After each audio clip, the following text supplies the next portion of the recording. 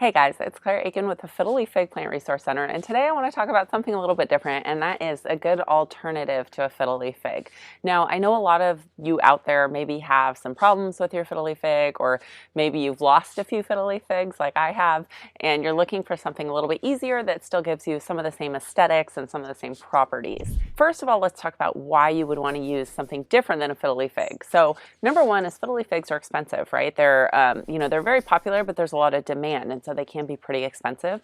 The second thing is they need a ton of sunlight. And so if you don't have a good location in your house that has a lot of sunlight, they're probably not going to do very well. And they're probably going to, be prone to conditions like root rot, dropping leaves, brown spots, all of those things, and just not look very good in your home. And so I have a lot of fiddle figs, but I also have places in my home that aren't bright enough for fiddle figs to do very well. And so I need some alternatives, specifically for floor plants. I have a corner right in the corner of my dining room that's pretty dark, but I want a big floor plant there, and a fiddle fig isn't going to do well. So that is why I'm looking for some alternatives. My alternative that I will give you for a fiddle fig, this is what I think is the best alternative, and it is a variegated rubber plant. And I just love these plants. Ficus elastica variegata is the scientific name. So Ficus elastica is a rubber tree plant, and they come in some different varieties. I have a burgundy one, I have the variegated one. They come in plain green, which are actually quite beautiful, just the plain green ones. But this is such a good alternative to a fiddle fig, and it gives you a lot of the same impact with the big leaves, the beautiful shape. But it is variegated too, so it's even a little bit more stunning in some ways than just plain fiddle fig. Now, years ago, I killed 2 variegated fiddle figs, over $1,000 worth of plant I have now killed of variegated fiddle figs, and I've given up on those. I see them online, I see people growing them successfully, and I don't know how because mine both died and I didn't even stand a chance.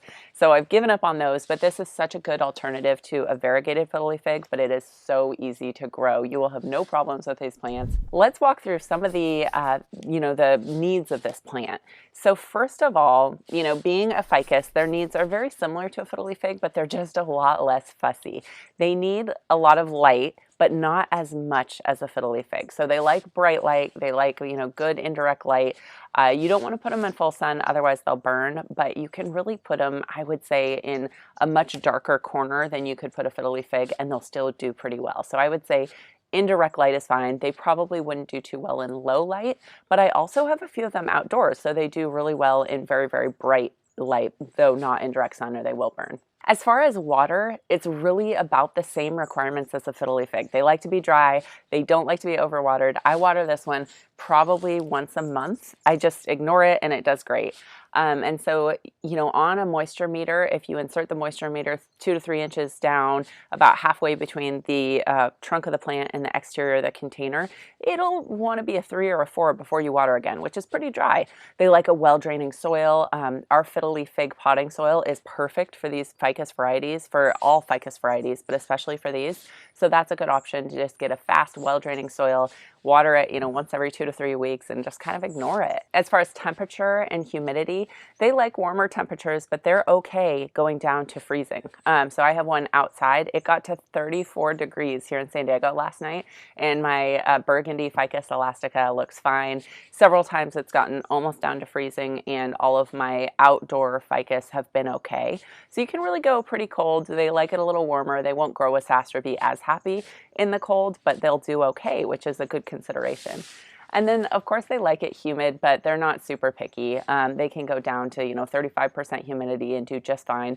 Would they like it to be above 50? Yes, but they're fine in lower humidity. It's not a big concern for them. As far as fertilizer, they do perfect with our fiddle fig plant food. So it's a 3-1-2 ratio, and they just eat it up. They love it. They grow quickly.